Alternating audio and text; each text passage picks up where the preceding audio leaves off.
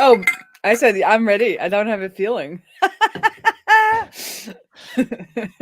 Well then, what's your Well feeling? then, what's my feeling? What's my feeling? I don't know. Okay, that's about it.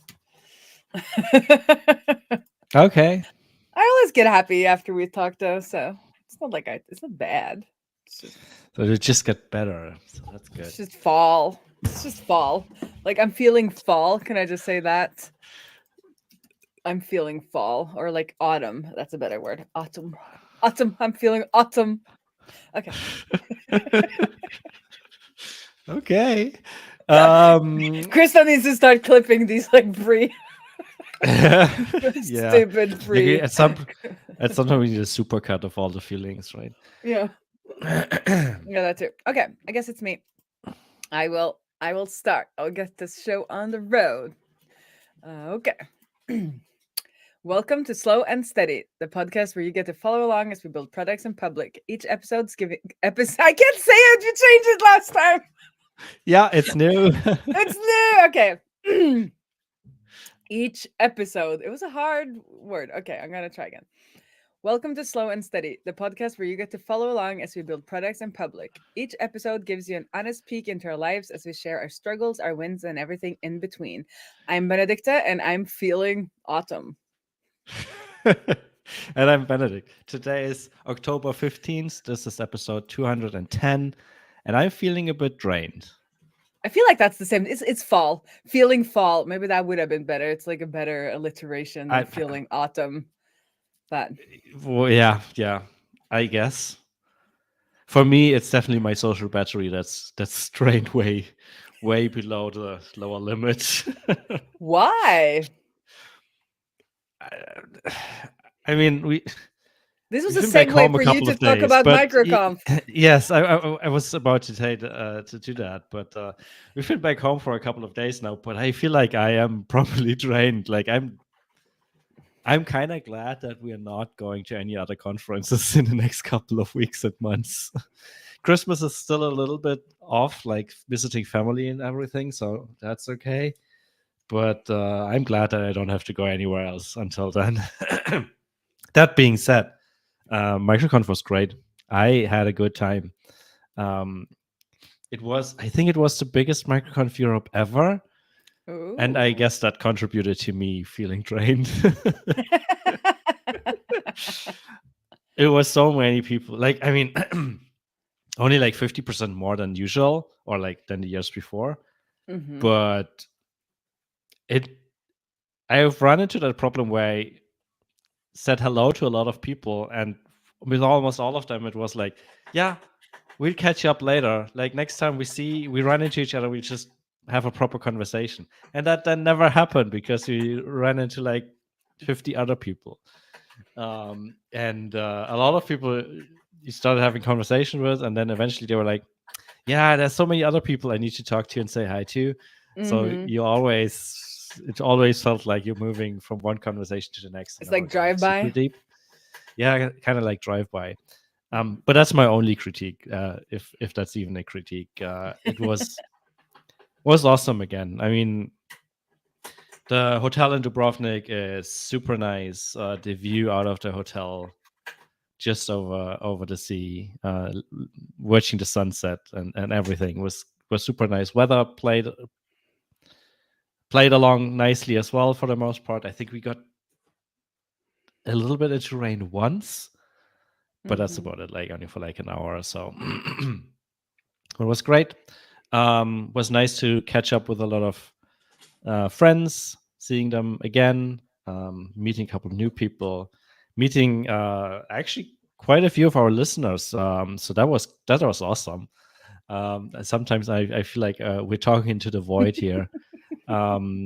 But a couple of people said hi and mentioned that they're listening to the podcast, and I feel super grateful for meeting them and having conversation with them. So thanks to all of you who chatted with me at the conference. Cool. I'm a little jealous. Yeah, A little jealous, yeah, but it was quite an adventure, to be mm, honest. We were planning to go there Thursday, then our flight got canceled.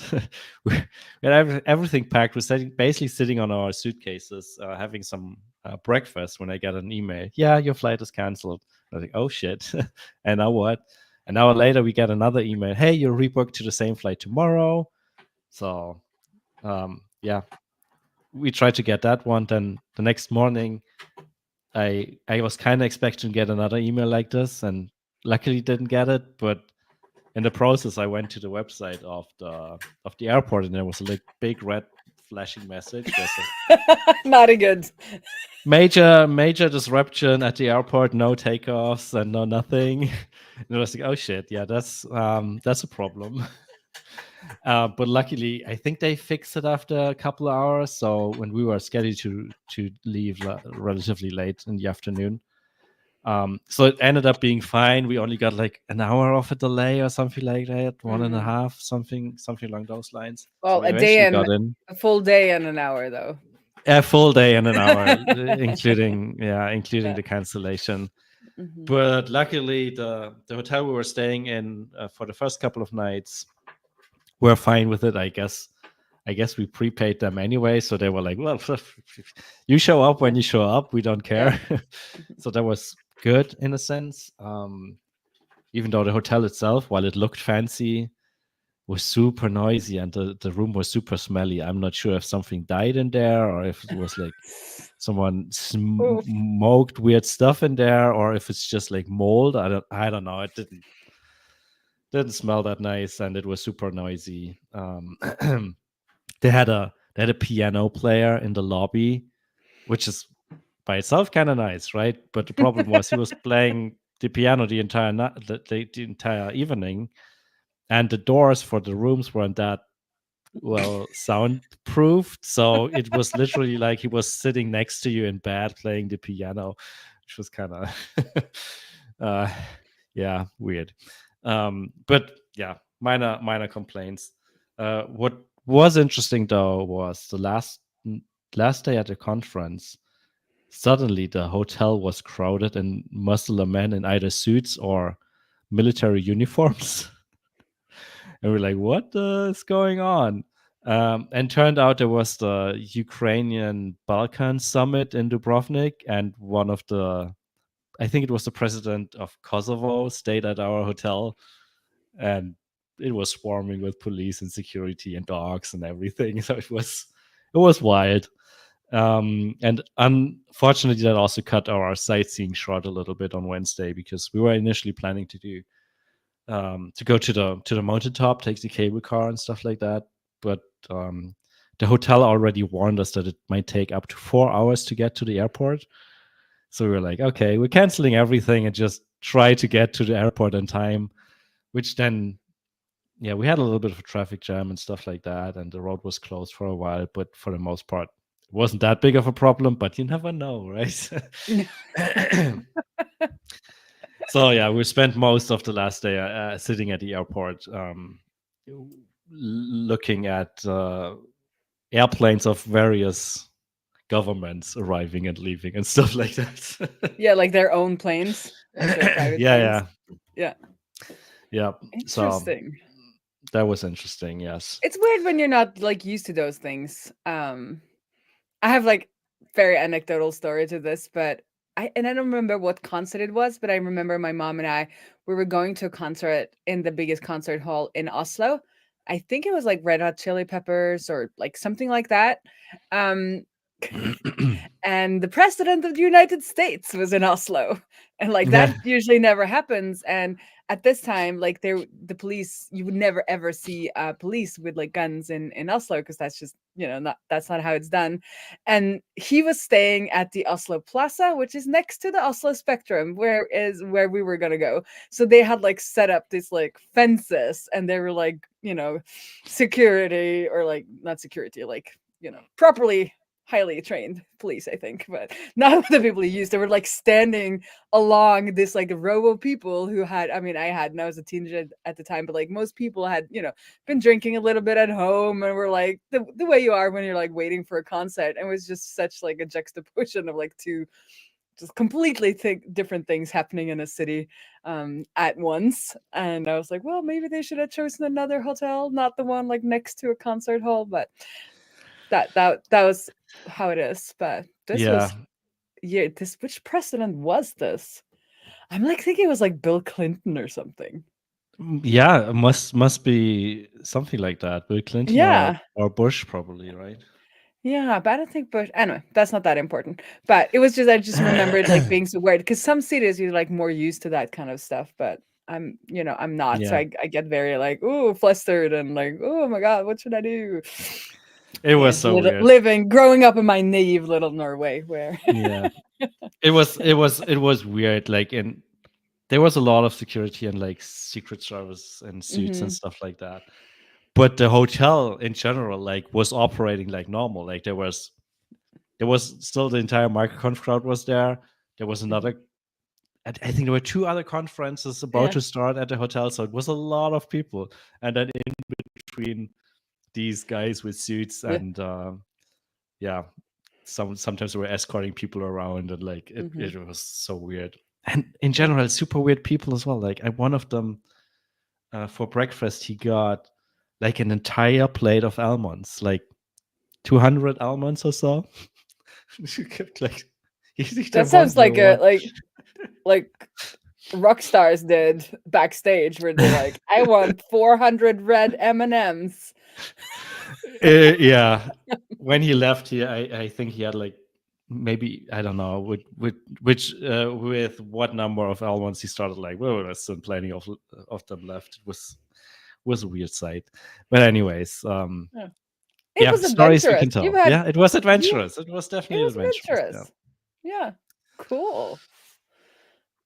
I've had smaller adventures this Uh, last 2 it weeks. sounds like you had proper adventures, though.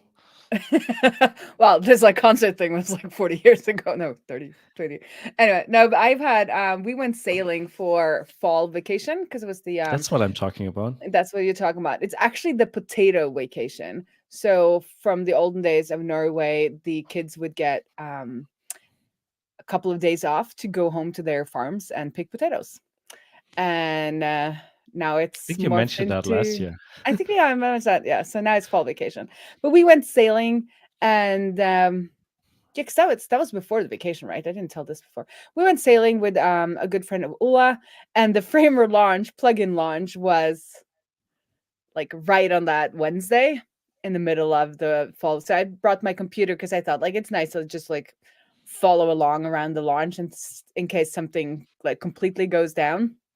Yeah. But I was like, I wasn't checking, and then my phone was kind of out of battery because you're on a boat and we didn't have land electricity at this point. And then I open up, I go find my phone, and I look at it and I go to Slack and just do a little look. And there was a framer engineer who's like, hey, we saw that bug report, we've fixed it. And that meant that they fixed their API, but my code worked around that bug in their API because it seemed like, when I reported it, they were like, oh, yeah, that's weird. But like nobody stated that it was a bug.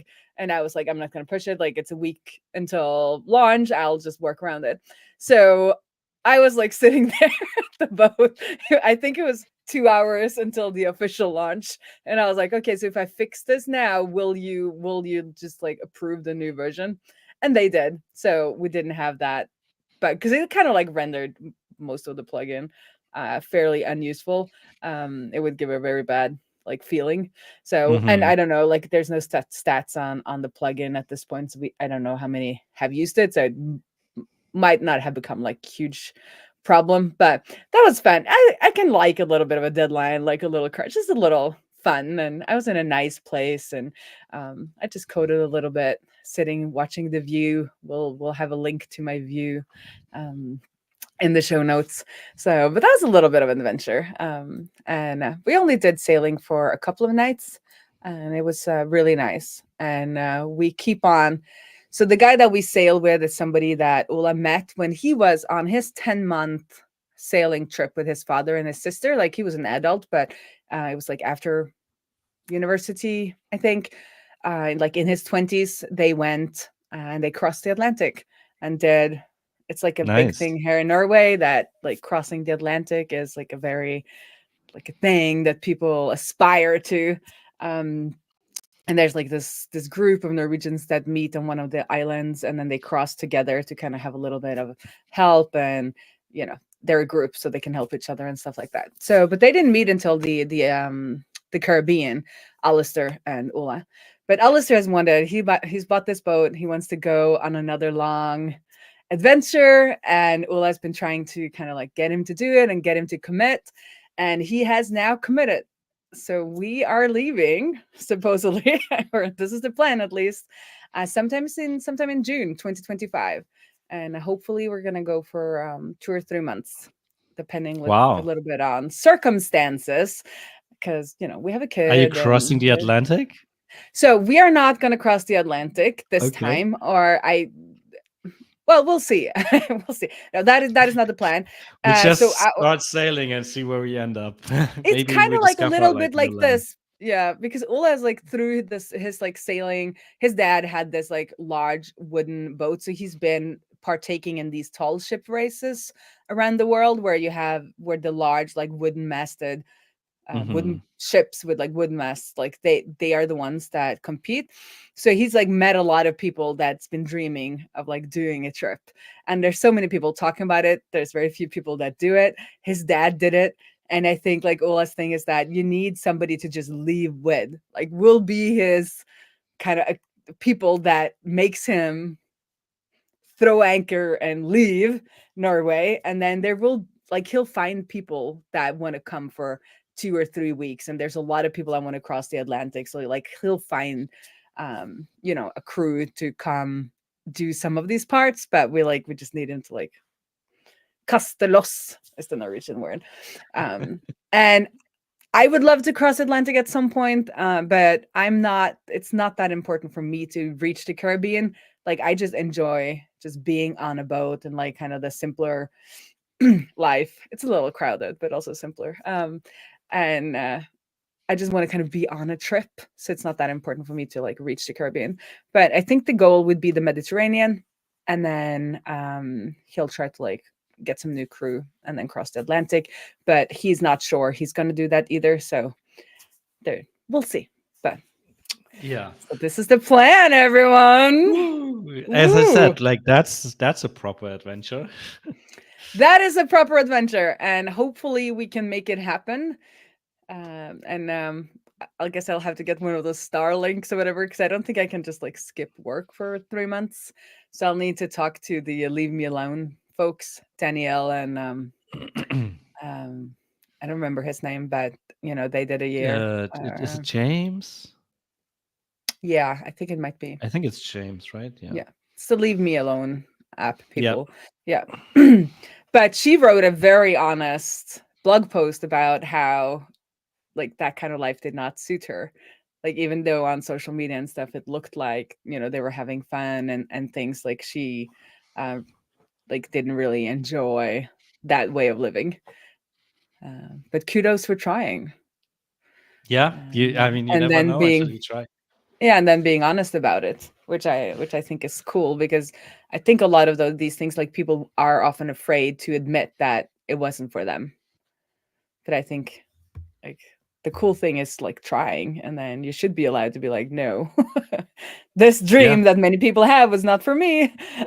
So also I think that's also I don't, and with having a 9-year-old, we're not going to leave for a year because she needs to come back to her school at some point. Sure. But we're going to try to take her out for quite a while on both sides of summer vacation, maybe. And then for me, the goal is just like I want to travel for more than a couple of nights and just be in the boat and like live on the boat, and then we'll see how far we go. And it might be 1 month, but like the goal is 3 months. We'll see. Take it a little bit as it comes.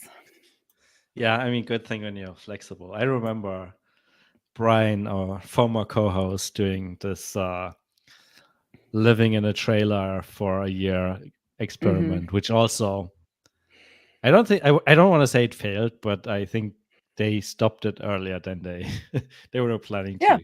So, but still, that's nice. It's an adventure that you can remember and talk about even if it's like not all positive, you at least you gave it a try and experience something new.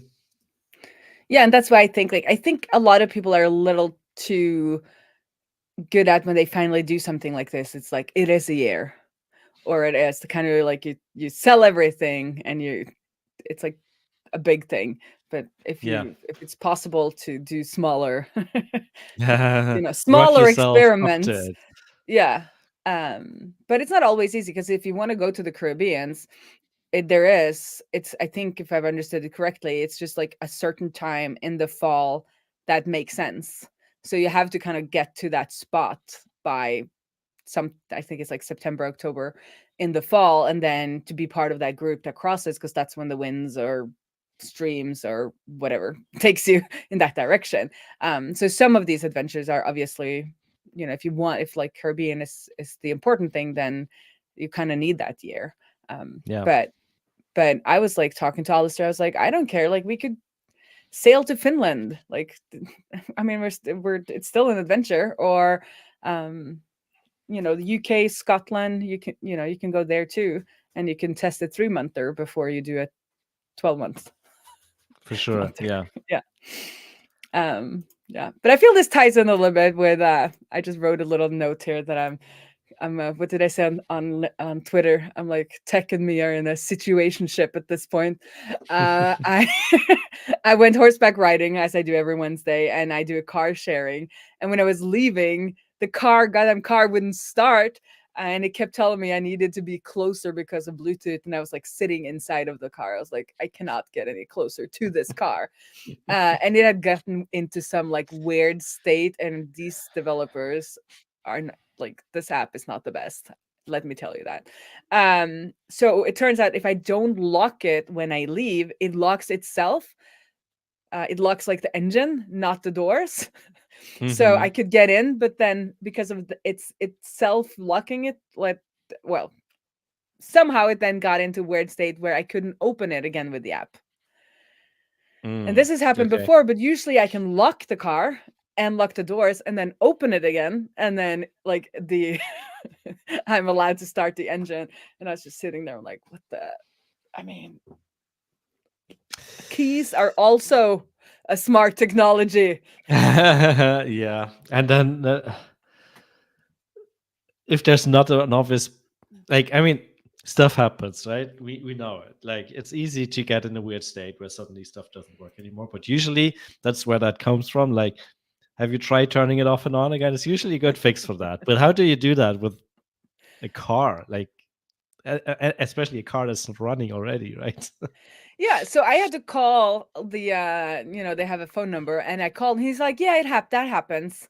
And then he could do something centrally that talked to the car that got it out of that state. So I don't know, he like restarted it. Well, at least that's something. So that's. But when I was sitting there at like the farm that I go riding, and this car didn't want to start, I was like, do we need apps for everything? Really though? Really? I mean, technology is starting to become more of a annoyance than a Yep. convenient or like a benefit at this point. Not everything has to be smart, I guess, right? No, because like they could have had. I know that they also have a key for these cars. It's like hidden somewhere. Because I've once been in one of these cars where they told me to find the key, but you have to like break open parts of the dashboard and stuff, and there's a key in there somewhere. But the key could just be there in the compartment, and then I could open my car, and then I could use the key for the time while I'm using the car, but then people probably forget to leave the key and blah blah blah. So I it's we kind of get it, but it's still annoying, right? Yes. So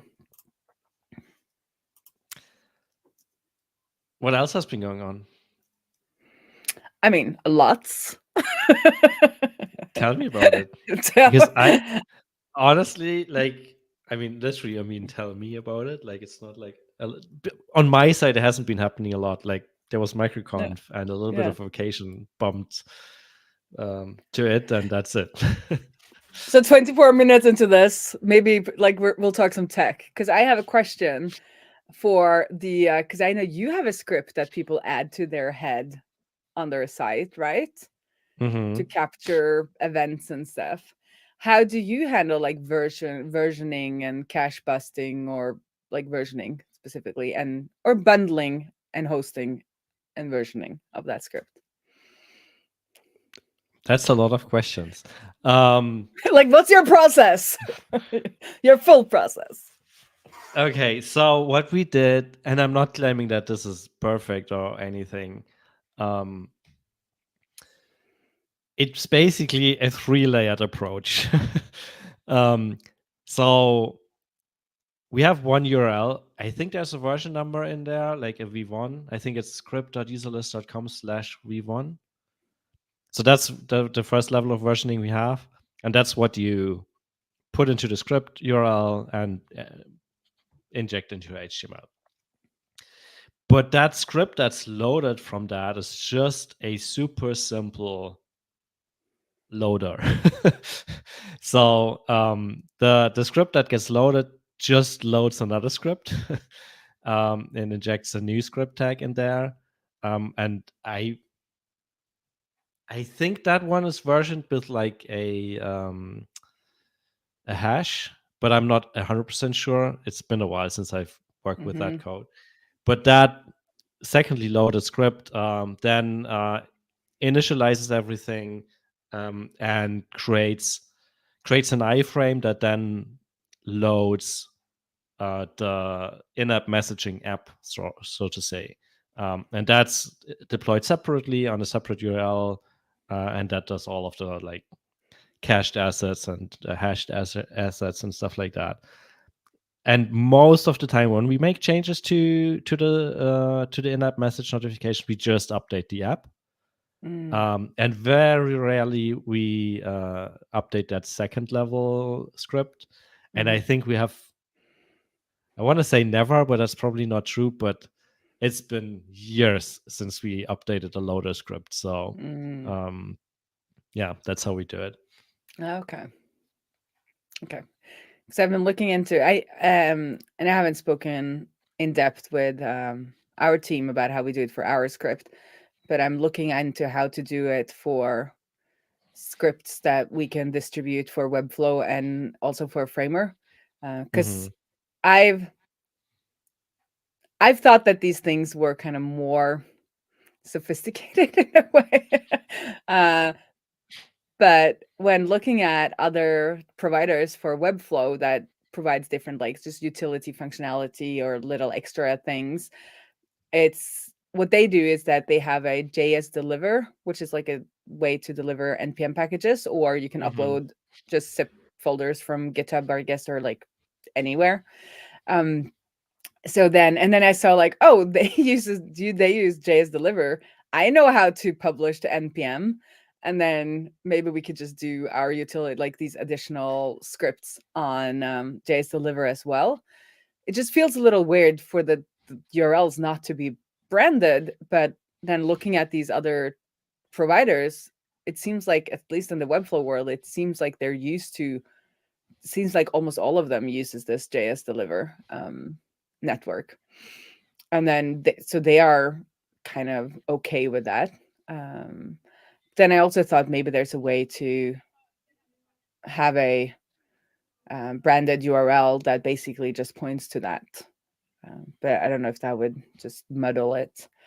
Because what I would like is for us to be able to update our scripts and then have semantic versioning, but ask the person to use V1, because that's something JS Deliver can do, where you say V1, but then if you do a minor release or a fixed release, you know, that will get reflected in the V1 link. But it's just interesting to hear how I'm trying to like land on something. From my point of view, I would strongly discourage using JS Deliver as the URL you tell your customers to use.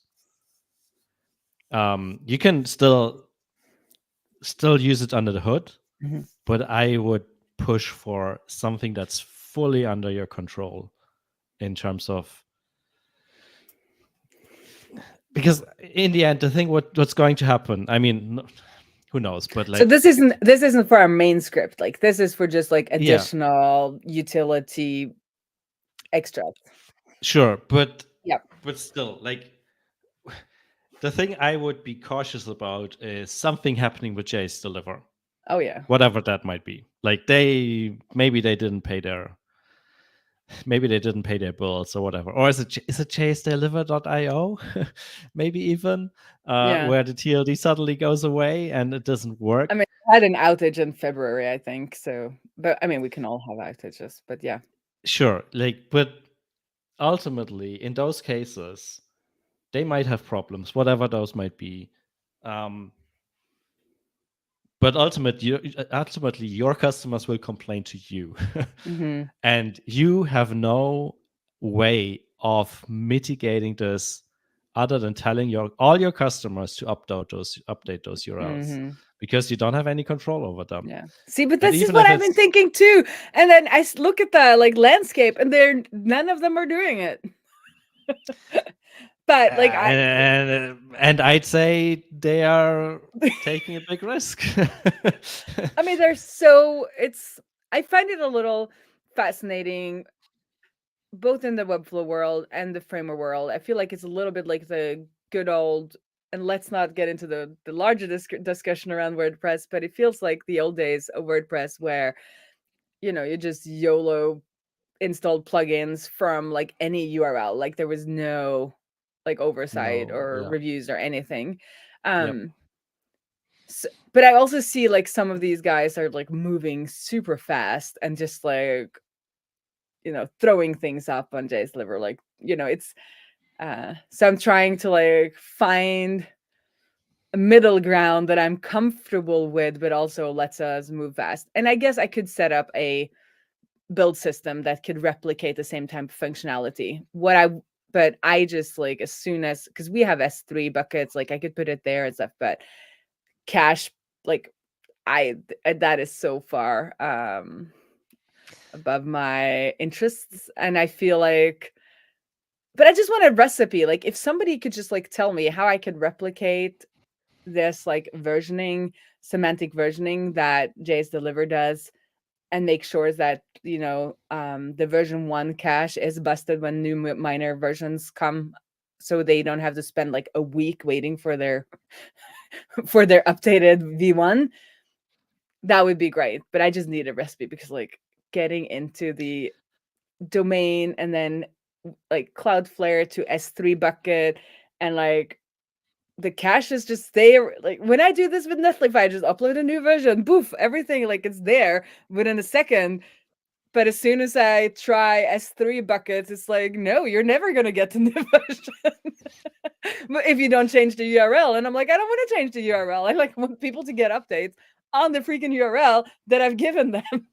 Yeah. So I mean, I think what I was trying to say is like you can yeah, still so use J's Deliver yeah, and like, but have a URL that we just just redirects forward. to J's Yeah, Deliver yeah. for the case when J's Deliver has problems or like Mm-hmm. has an outage wouldn't probably qualify even like unless it's like a More if they go multi-week down. outage. Yeah, like if they cease to exist or whatever, Mm-hmm. um, and have a way to like defend against that, and that would Yeah. be then I mean either at that point you have to figure out a solution that does cache busting or whatever, or you Mm-hmm. find a different service and just Yeah. redirect there, but just Yeah. have anything that you can But it also annoys me. It point to feels like something there should else. be something that I can solve. It's just that I log into AWS, and it's just like my mind goes blank. Like I cannot Yes, do, like nothing makes sense to me. Like I just it just yes, no, I'm fully with you. AWS user interface is the worst. It's so bad that other than S3, I don't think we manage anything on there right now. And S3 by itself, it's kind of like okay, like that's the one part I know how to do, but Mhm. whenever I do anything else, I only use Terraform and whatever, where I have like a tool that manages all the stuff it created for me. Because if I follow a tutorial and create stuff manually in their UI, there's no way I will find that stuff ever again. It's insane. It's yeah. Anyway, enough about complaining, but interesting. Thank you for that, your take on that, because I'm gonna have to make some choices. Yeah, we do that a lot with most of the stuff we do. It's like just we rely on third-party vendors and everything, but the connection to our customers is always through us in some way. Like there's always, it's our domain or our DKIM keys or whatever, just so that we are flexible enough to move things around without our customers having to do anything. I think that's the key thing. Yeah, and that's what I like in my mind before I looked at all these other like how the others did it. That was one of the solutions I had in my mind. Like, okay, we can just forward, we'll have scripts.outseta.com or something and forward to and just replicate the URL paths that JS Deliver has, and then just like pass it through, and JS Deliver will do its magic. But I'm not sure if they cache burst Easter. I saw something about 7 days. You have to like manually go and tell them to remove, tell them what to cache bust or something. So I'll have to look more into that. I'm not sure about the details there either. Yeah, but anywho, that was a good one. I have lots to talk about at We2, but we can do that next time. Yep, we can do that next week. No, in 2 weeks. In 2 weeks. Whatever. Next time. Have a good one. See you around the interwebs. See you. Bye. Bye-bye.